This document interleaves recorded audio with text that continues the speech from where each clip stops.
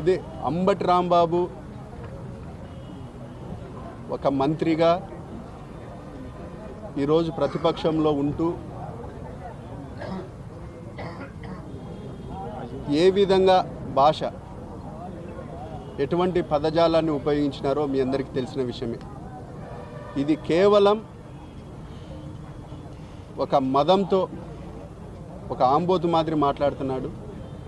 గతంలో కూడా తెలుగుదేశం పార్టీ కార్యాలయం మీదకి ఇదే విధంగా అధికార పార్టీలో ఉన్నప్పుడు ఈ విధంగానే రావడం, మరి ఇప్పుడు ఇంకా అధికార మదం దిగనట్టుంది. ఇదే విధంగా ఈ వ్యాఖ్యలు చేస్తూ ఉన్నారు. తెలుగుదేశం పార్టీ కార్యకర్తలు నాయకులు సమన్వయం కోల్పోతే ఏ విధంగా ఉంటుందో నిన్న గమనించినారు. కానీ నేను రాష్ట్ర ప్రజలకు కానీ కడప జిల్లా ప్రజలకు కానీ తెలియజేస్తుండేది, వీళ్ళు డైవర్షన్ పాలిటిక్స్ చేస్తున్నారు. అభివృద్ధి సంక్షేమం ముందుకు పోతూ ఉంది.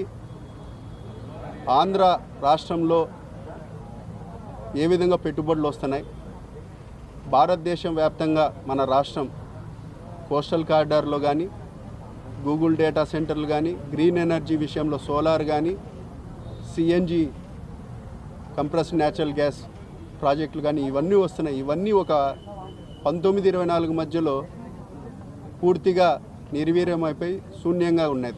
ఈరోజు ఈ అభివృద్ధి సంక్షేమం చూసి అంబటి రాంబాబు లాంటి వాళ్ళు డైవర్షన్ చేసి ఒక అలజడిని సృష్టించాలనే తప్ప వేరే ఉద్దేశం లేదు. కాబట్టి ఇటువంటివన్నీ మేము ప్రజల్లోకి ఏ విధంగా తీసుకొని పోవాలో మాకు తెలుసు.